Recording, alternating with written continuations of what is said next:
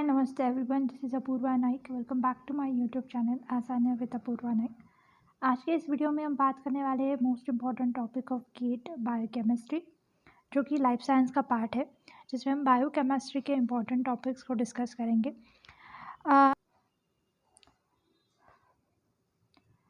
ये important topic के लिए वीडियोज़ हैं जहाँ पे हम कुछ गिने चुने इम्पोर्टेंट टॉपिक्स को डिस्कस करेंगे जो हर साल रिपीट होते हैं. हर साल जिससे क्वेश्चन आने का 100% चांसेस होता है, उस टॉपिक की लिस्ट मैं आपको यहाँ पे प्रोवाइड कर दूँगी. अलॉन्ग विद दैट कुछ न्यूमेरिकल्स होते हैं जहाँ पे बायोकेमिस्ट्री में बहुत सारे न्यूमेरिकल्स पूछे जाते हैं, राइट.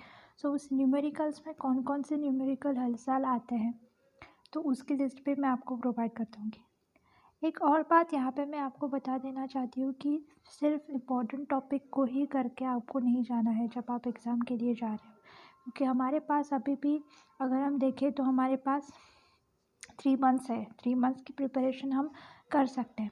तो पहले आप ऐसे कीजिए, अगर आप पहली बार ही ये एग्ज़ाम दे रहे हो तो पहले इस इम्पोर्टेंट टॉपिक को कर लेना. फिर उसके बाद कुछ ऐसे टॉपिक्स हैं जो आपको पहले से ही आते हैं, सिर्फ आपको ब्रशअप करने की ज़रूरत है, तो आप उसको कर लेना. उसके बाद जो टॉपिक बिल्कुल ही नहीं आ रहे हैं वो हर दिन एक एक करके आराम से करते चलिए, क्योंकि उसको टाइम लगेगा. अगर आप लास्ट मंथ में जो टॉपिक आपको नहीं आ रहे हैं वो लेकर बैठेंगे तो आपको जो टॉपिक आ रहे हैं वो टॉपिक भी आप नहीं करेंगे और उस टॉपिक में अटके पड़ेंगे, राइट. सो एक एक इम्पॉर्टेंट टॉपिक यहाँ से आप उठाइए. अलॉन्ग विद दैट ऐसे टॉपिक को लेना जो टॉपिक आपको बिल्कुल ही नहीं आता है या फिर आप करना चाहते हो. ऐसे टॉपिक को साथ में करते चलिए, तो लास्ट मंथ में आपको इजी हो जाएगा कि अगर आपको कोई टॉपिक आ ही नहीं रहा है तो आपको उसको स्किप करना ज़्यादा ईजीली आप उसके स्किप करोगे और जो टॉपिक आता है वो भी आपका स्ट्रांग हो जाएगा. अलॉन्ग विद दैट ऐसे स्टूडेंट भी होंगे जो सेकेंड टाइम या थर्ड टाइम गेट का एग्ज़ाम दे रहे होंगे.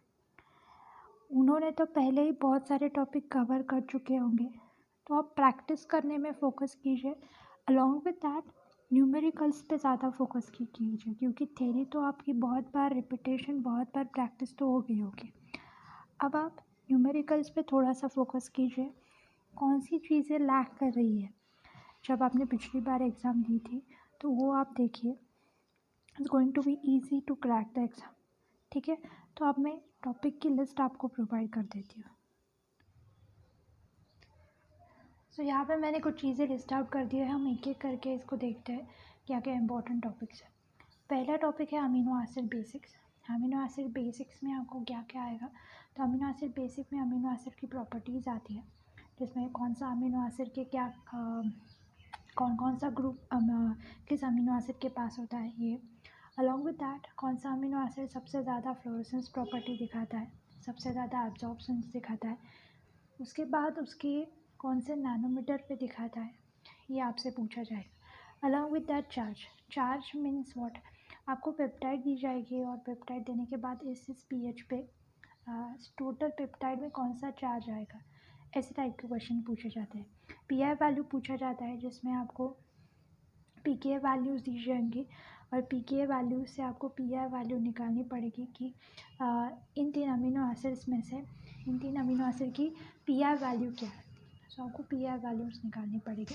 ऐसे सारे क्वेश्चन अमीनो एसिड के टाइप में से आते हैं. उसके बाद कार्बोहाइड्रेट. सबसे ज़्यादा बायोमॉलिक्यूल्स में एक क्वेश्चन हर साल कार्बोहाइड्रेट से आता है.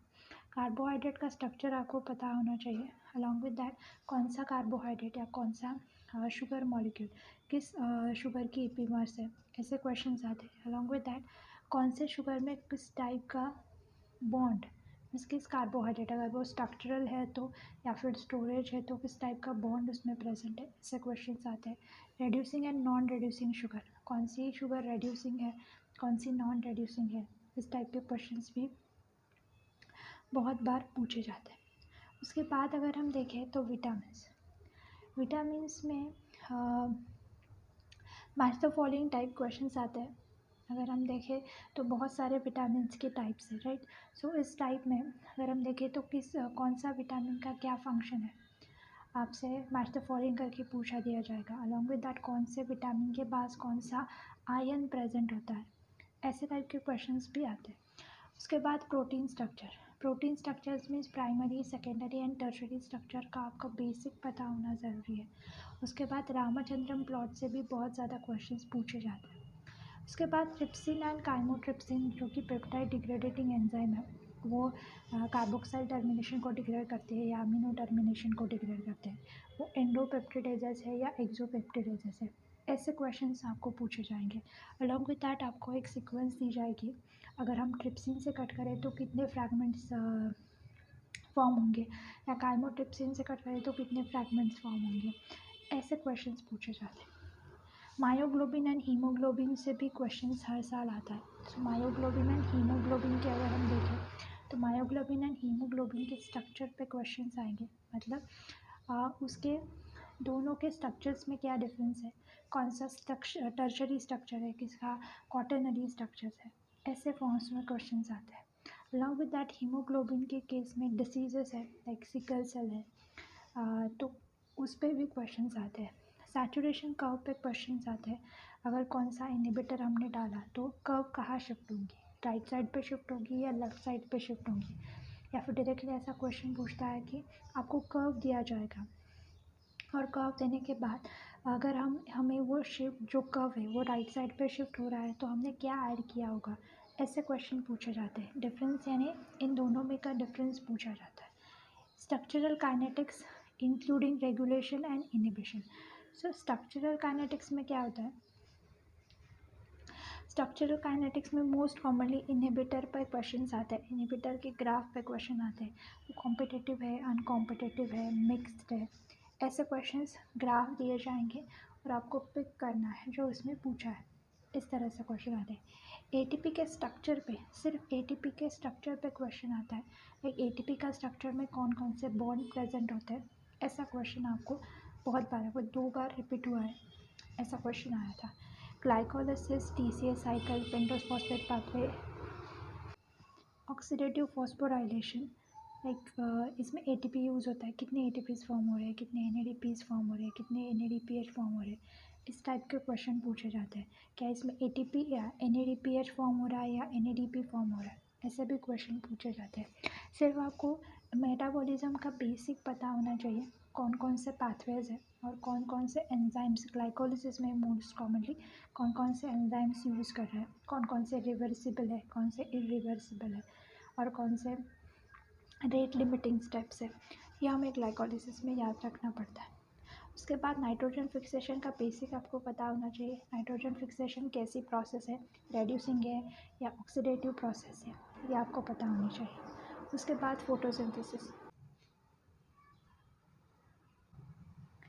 फोटोसिंथेसिस से भी क्वेश्चंस आते हैं। सो फोटोसिंथेसिस से भी Calvin cycle and CAM pathway से क्वेश्चन आते हैं। उसके बाद है ion exchange chromatography. So ion exchange में size exclusive, affinity chromatography and ion exchange chromatography, इससे क्वेश्चंस आते हैं। अलग अलग चार्ज के प्रोटीन्स प्रोवाइड कर दिए जाएंगे। Along with that different size provide कर दी जाएगी और कौन सा प्रोटीन पहले उस कॉलम से बाहर आएगा या कौन सा रिटेन करेगा। ऐसे क्वेश्चन पूछे जाते हैं। एसटीएस एंड नेटिव पेज में हमें पूछा जाता है कि अगर हमारे पास प्रोटीन है और उसको हम एसटीएस से पेज में डालें या नेटिव पेज में डालें तो दोनों जेल को हमें कंपेयर करके वो प्रोटीन डाइमर फॉर्म में है, सिंगल फॉर्म में है, हेट्रोडाइमर फॉर्म में है, होमोडाइमर फॉर्म में है, ये फाइंड आउट करने होता है। यूवी विजिबल स्पेक्ट्रोस्कोपी में, यूवी विजिबल में एक न्यूमेरिकल आता है जिसमें हमें एब्जॉर्प्शन फाइंड आउट करना होता है या molar extension coefficient find out करनी होती है। सो ऐसे क्वेश्चंस यूवी विजिबल से हर साल आता है और मोस्ट चांसेस होते हैं कि ऐसे क्वेश्चंस रिपीट हो। उसके बाद है सेल स्ट्रक्चर, जो कि सेल बायोलॉजी का पार्ट है, एंड ऑर्गेनेलिस। मैंने तो आपको बता दिया कि ऑर्गेनेलिस कितने इंपॉर्टेंट है, हर साल एक क्वेश्चन आएगा ही, इस साल भी आएगा ऑर्गेनेलिस से क्वेश्चन। उसके बाद है बायोलॉजिकल मेम्ब्रेन। बायोलॉजिकल मेम्ब्रेन में lipid, fluidity and blood group. Blood group में ब्लड ये इस टाइप का ब्लड है तो कौन से टाइप की एंटीबॉडीज़ ब्लड में प्रेजेंट होगी, इस टाइप के क्वेश्चंस आते हैं। मेम्ब्रेन में मेम्ब्रेन फ्लूइडिटी से क्वेश्चन आएंगे, दैट इज़ हमारे पास ये ऐसा मेम्ब्रेन है, अगर हम कोल्ड इन्वायरमेंट रखें तो इसमें क्या ज़्यादा होगा, अगर हम हॉट इन्वायरमेंट में रखें तो उसके पास क्या होगा। ऐसे क्वेश्चंस पूछे जाते हैं। उसके बाद अगर हम देखें तो transport across the membrane, transport across the membrane means polar and non polar. अगर हम देखें तो हमारे पास मेम्ब्रेन है, हमारे पास ये मॉलिक्यूल्स प्रेजेंट है, तो कौन से मॉलिक्यूल सबसे पहले अंदर जाएंगे, कौन से मॉलिक्यूल नहीं जाएंगे, ऐसे लिस्ट प्रोवाइड कर दी जाएगी और आपको इजीली पूछा जाएगा कि कौन से मॉलिक्यूल ट्रांसपोर्ट होंगे और कौन से नहीं होंगे। उसके बाद डीएनए रेप्लिकेशन, रेप्लिकेशन में उनका सबसे फेवरेट टॉपिक और सबसे फेवरेट एंजाइम है टीलोमरेज।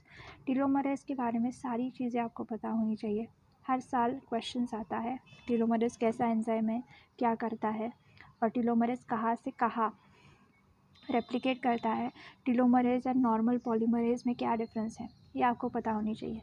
रेप्लिकेशन में कौन कौन से एंजाइम्स लगते हैं ये आपको पता होनी चाहिए। जो मिसेल्सन एंड थाल्स एक्सपेरिमेंट है, राइट, सो उसमें अगर हम देखें तो सेमी कंजर्वेटिव, कंजर्वेटिव, डिस्ट्रक्टिव, ये जो रेप्लिकेशन के अलग अलग फॉर्म्स हैं तो वो कैसे हुए थे ये आपको पता होने चाहिए। Along with that transcription and translation का बेसिक आपको पता होना चाहिए। ट्रांसक्रिप्शन के जो पोस्ट ट्रांसक्रिप्शन मॉडिफिकेशन है जिसमें हम 3' कैपिंग एंड पॉलीएडेनाइलेशन के थे, इससे बहुत सारे क्वेश्चंस आएंगे। उसके बाद रिकॉम्बिनेंट डीएनए टेक्नोलॉजी से हर साल एक क्वेश्चन क्लोनिंग से आता है। हमारे पास ऐसा प्लास्मिड है, इसको हम यहाँ से कट करें, यहाँ से कट करें, यहाँ से कट करें तो कितने फ्रैगमेंट्स मिलेंगे, ऐसे टाइप के क्वेश्चन आते हैं। अलॉन्ग विद दैट उसको हम जेल में रन करें तो कितने बैंड मिलेंगे, ऐसा टॉपिक भी ऐसे टाइप के क्वेश्चंस आते हैं। उसके बाद पीसीआर से न्यूमेरिकल्स आएंगे। अलॉन्ग विद दैट एंजाइम से क्वेश्चन आएंगे कि पीसीआर में कौन कौन से एंजाइम्स यूज़ होते हैं। अलॉन्ग विद दैट हमने इतनी साइकिल्स रन की तो उसके बाद कितने फ्रैगमेंट्स हमें मिलेंगे, दैट इज़ द पीसीआर, ऐसे क्वेश्चन आते हैं। नेक्स्ट जनरेशन मेथड से सबसे ज़्यादा क्वेश्चन सैंगर से आते हैं।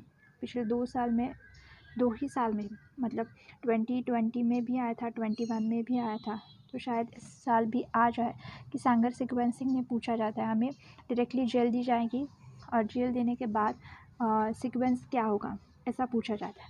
अगर हम इम्यूनो को देखें तो हमारे B cell and T cell की बेसिक प्रॉपर्टीज़ हमें पता होनी चाहिए। उसके बाद है एमएससी मॉलिक्यूल, सबसे फेवरेट टॉपिक, हर साल क्वेश्चन आएगा, इस साल भी एमएससी से क्वेश्चन आएगा। उसके बाद है कॉम्प्लीमेंट सिस्टम, कॉम्प्लीमेंट सिस्टम से भी क्वेश्चंस आते हैं। हाइपर सेंसिटिविटी, हाइपर सेंसिटिविटी में सबसे ज़्यादा क्वेश्चन आएंगे कि different types of hyper sensitivity है। अगर 4 टाइप ऑफ हाइपर सेंसिटिविटी है तो ईच टाइप में कौन कौन से एंटीबॉडीज़ यूज़ होंगी, कौन कौन से सेल्स यूज़ होते हैं, ये आपको पता होना ज़रूरी है, इससे भी हर साल क्वेश्चंस आता है। उसके बाद है एंटीबॉडीज़ के structure, function and diversity. Antibody का स्ट्रक्चर नहीं, या स्ट्रक्चर मतलब कितने एंटीजन्स उसको बाइंड कर सकते हैं, कैसा स्ट्रक्चर है एंटीजन। अगर हम एंटीबॉडी ए को देखें या एंटीबॉडी एम को देखें तो वो नॉर्मल एंटीबॉडी से अलग होती है, तो कैसे अलग होती है, उसके पास क्या होता है। अगर हम एंटीबॉडी को अलग अलग एंजाइम से डाइजेस्ट करें तो हमें कितने बाइंडिंग पैटर्न्स मिलेंगे, ऐसे टॉपिक से क्वेश्चंस आते हैं। उसके बाद हम अगर देखें तो फ्लो साइटोमेट्री, फ्लो साइटोमेट्री किसके लिए यूज़ होती है। अलॉन्ग विद दैट उसको ऐसा ग्राफ हमें मिलता है, तो ऐसे ग्राफ में कौन कौन से सेल यहाँ पे लोकेट करती है, ऐसे क्वेश्चन फ्लो साइटोमेट्री से आएंगे। उसके बाद monoclonal antibodies and their enzymes, ये सबसे ज़्यादा इंपॉर्टेंट टॉपिक है, इससे क्वेश्चंस आते हैं। मोनोक्लोनल एंटीबॉडीज़ यूज़ करने के लिए कौन सी मेथड यूज़ की जाती है, उसके बाद कौन से सेल्स यूज़ किए जाते हैं, कौन कौन से एंजाइम्स यूज़ किए गए हैं, इससे क्वेश्चंस आते हैं।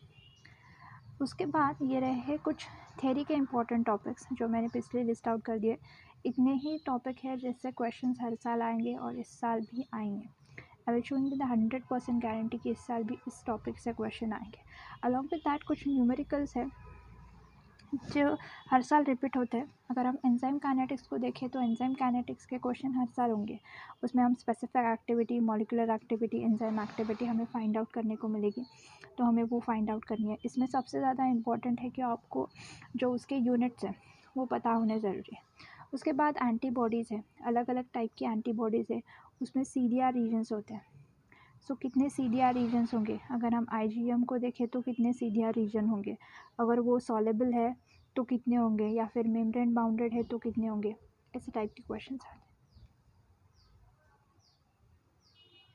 उसके बाद PCR में जैसे कि मैंने बताया कि इतने साइकिल्स हमने रन किए, तो इतने साइकिल रन किए तो कितने पीसीआर की कॉपीज़ मतलब हमें डीएनए की कॉपीज़ मिलेगी, ये पूछा जाता है। उसके बाद है एब्जॉर्प्शन। एब्जॉर्प्शन में मैंने बताया कि मोलार एक्सटेंशन कोएफिशिएंट है, एब्जॉर्प्शन हमें पूछा जाएगा। Free energy that is Gibbs free energy. Gibbs free energy में स्टैंडर्ड गिब्स फ्री एनर्जी पूछा है या नॉर्मल गिब्स फ्री एनर्जी पूछा है, यह हमें पता होना चाहिए। और उसके बाद है सबसे ज़्यादा और सबसे फेवरेट टॉपिक हार्डी-वेम्पर। हार्डी-वेम्पर से हर साल एक क्वेश्चन आपको 100% आएगा ही आएगा। आपके 4 मार्क्स हार्डी-वेम्पर ले जाता है। अगर आपको ये चीज़ें नहीं पता है तो प्लीज़ एक बार जाके देख लीजिए।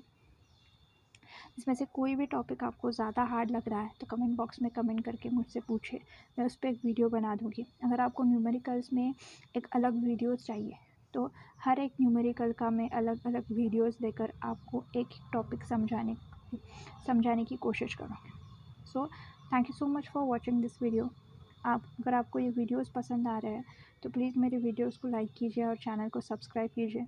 अगर कोई टॉपिक आपको लग रहा है कि मैं पहले ले लूँ तो प्लीज़ कमेंट बॉक्स में कमेंट करके उस टॉपिक का नाम आप बता सकते हैं। Thank you so much for watching this video. Keep learning guys. Thank you.